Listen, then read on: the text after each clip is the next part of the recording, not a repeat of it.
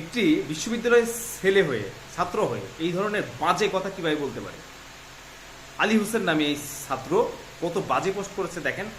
Direct একজন গণমাধ্যমে কথা বলা বা একজন নারী ছাত্রকে সে ধর্ষণের হুমকি দিচ্ছে, তাকে এখনো না পিটিয়ে আপনারা বিশ্ববিদ্যালয়ে রেখে দিয়েছেন।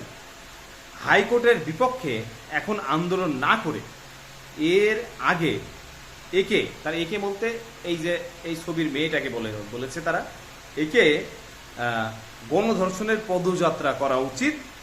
কেউ এইসব শব্দ চয়ন দেখে সুশীল হইয়েন না যে একে সাপোর্ট করবে, উপরের কথাটা তার জন্য প্রযোজ্য।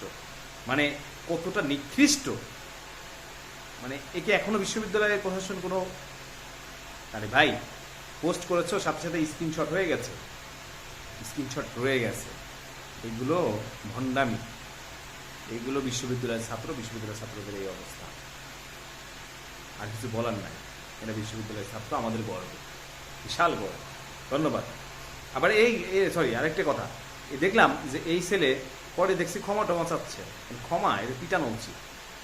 এখন বিশ্ববিদ্যালয়ের নেতারা না পিটিয়ে বসে আছে কেন তা আমি জানা না। ধন্যবাদ সবাই।